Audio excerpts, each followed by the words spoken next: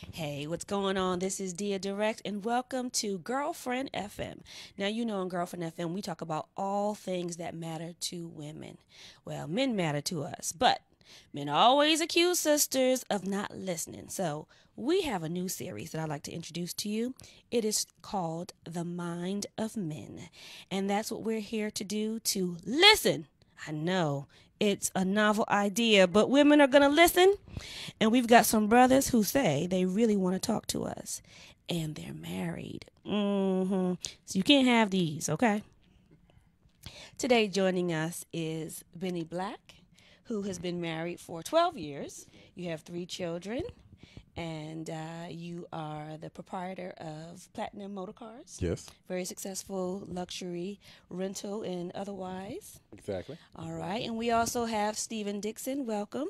Thanks for having me. Who is a speaker and author of Men Don't Heal, They Hoe. Yes, ma'am. It's true. Well, all right. Well, we're going to go somewhere with that. And then also next to him is Skip Masters, who is the author of a new book titled How I Broke My Addiction to White Women. What? The ultimate tribute to black women. Oh, hell. Don't forget that. It's about to be on and popping. So let me just start with this. Because Benny, you're not married to an African American woman. No, You are. Absolutely. And you, Skip, were married to 2 white women, and now you're married to a black woman. That is correct. Okay. So let me just ask this. Is there an emotional difference between being with a black woman and a non-black woman? Yeah, I think so. I believe so. Have you dated outside your race also? Yes, when I was in college and things like that, which really doesn't matter. The black woman is strong. She's aggressive. But I don't think those are bad things because that's the way I am too. She matches me. And so I know some men that may at some point may be intimidated, and I don't care about colors. Don't get me wrong. I think you love who you're with. I think you love who loves you. And so, but definitely I think there's a difference between a black woman and a white woman. I'm not saying it's bad because my woman is strong and I love her and I need her and I need that support and encouragement that she gives me. I'd probably go with what he's saying. I myself, like he did, I dated back in the day. I used to say Baskin Robbins, all 31 flavors. It didn't really matter to me.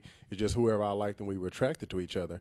But as I got older and got more mature, black women just weren't attracted to me at the time, and so They weren't attracted to you. weren't attracted to me, especially even growing up in Lubbock. But the woman that I'm with now, when we first saw each other, we knew right there, okay, that's that one I want. So ours was pretty easy. So, Skip, how and why did you break your addiction? What's going on?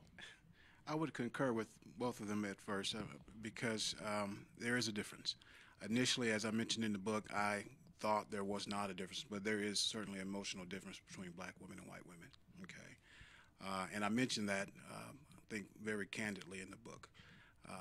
How I broke my addiction is going through all the processes, the dating outside of my race, and ultimately marrying 2 white women led me to come home. And so that whole process that I had to go through led me to break my addiction. Well, you see, I talk to sisters every single day. I'm a sister. Okay. And so while we talk about exploring the idea of stop being so loyal to black men because they're not necessarily loyal to us in the sense of just sticking to your race, it is difficult. And I guess when we struggle with it, part of the problem is we feel a sense of rejection sometimes from brothers, especially, brothers like yourself, Benny and Skip, who are successful and have seriously been with white women or women of other races. How do sisters interact with you when they see you, let's say, with your wife or with your former wives? Right now, I have no non-issues. The wife I have now, she's actually half Italian, half Spanish, so she's a woman of color, just not the pure white woman, I guess you could say. But the thing is about my wife, Jennifer get down and talk to you just the way you need to be talked to. Right. But what I love about my wife, she's not that one that prototypical that most dudes go for, I guess you could say. You can't tell my wife you're going to go somewhere and not have repercussions. Right. There's going to be consequences in whatever you choose to do. Right. But what I love about what we have together is we have an open communication type of relationship on the fact that if I say I'm going here with the fellas, that's where I better be. If I change and move around, it doesn't hurt to text or call, say, hey, babe, I'm moving to a different spot. That way, I've always set myself up in a position where in case there's some trouble, my wife doesn't get hit with no surprises. That's the main thing that I learned with my That's wife. good. That's good. And I think that's universal. Skip? That is universal. That is characteristic of my relationship with my current wife, Stephanie. She always gets on me when I call her my current wife because she is. Because you in 3 deep now. Yeah. This is the third time is a charm. Is it third really time a charm? is a charm. I'm done. Okay. But same scenario. If I say I'm going a certain place, I'm expected to go there. If I change locations, the courtesy thing is to call and say, hey, babe, I'm changing locations. I'll be home later, or whatever it's going to be. So I concur with what So you that's said. communication and respect. Certainly. Okay, so, women, especially women in their 30s and 40s, are really at that point where they're just pressed to get married, and even still living kind of the fantasy. I'm divorced, so I understand it's not necessarily the fantasy that you think. But from the mind of men, tell me what, in terms of the reality of marriage, what sisters need to know and what brothers who are about to get married, what they really need to know about marriage. Yeah, we all want this one. Yeah. Well, I'll start. Patience. To be married, obviously I've been married 3 times. You cannot, in my opinion, put yourself first. You have to always be thinking about your partner. And if your partner is of the same position that putting you first as your partner, I think that's the foundation of a solid relationship, and certainly communication. But you have to consider that other person. You're not single anymore. You just can't up and go when you want to go and stay as long as you want to. What we addressed earlier, you have to be respectful of your partner and courteous and understand that person, you have to consider that other person almost all times when you make decisions. I'll talk about 2 things really up front. My principle is that all relationships are either successful or they fail based solely on the leadership of men. And so I challenge men to direct their relationship and know what they're doing, to be considerate, to be concerned, to be sensitive, to lead financially, emotionally, spiritually. And if you don't have those leadership skills, go figure it out. Go work on it. Get some counseling, whatever. Do what you need to do, because our wives are looking at us to lead. I think a woman is naturally in a role where she's comfortable leading and following a man that knows what he's doing.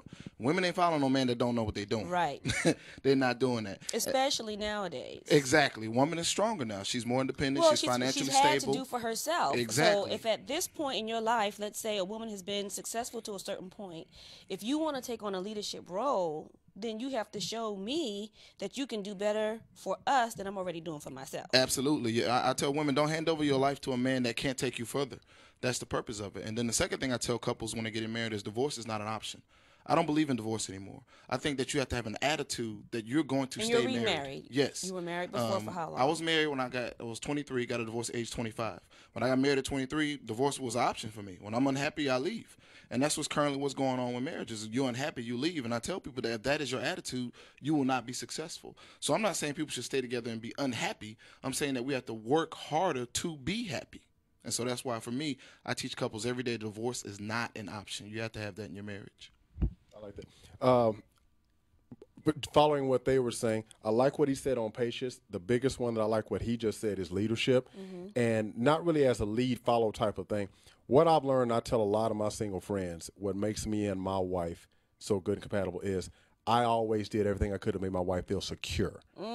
And the biggest thing. Come on. What does security mean to you? Security means to me that it's a myriad of things, but number one, if times are tight, baby, I don't need you to worry. That's what my job is for. I just need you to back me and have my back in whatever decision I make.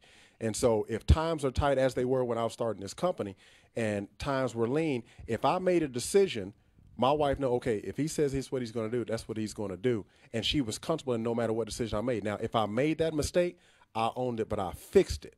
And that's what most men take. They take too long to do that.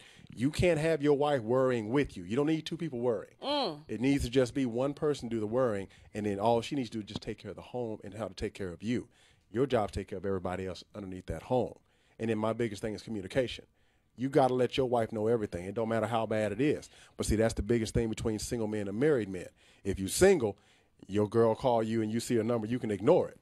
When you married, as soon as you pick up that phone and you see that ring on your hand, first thing you need to do is answer that phone, because you may get in trouble. But what, she ain't going nowhere. Divorce is not an option. Absolutely. So take the heat. When we come back, I want to talk about why men don't talk to their women about stress.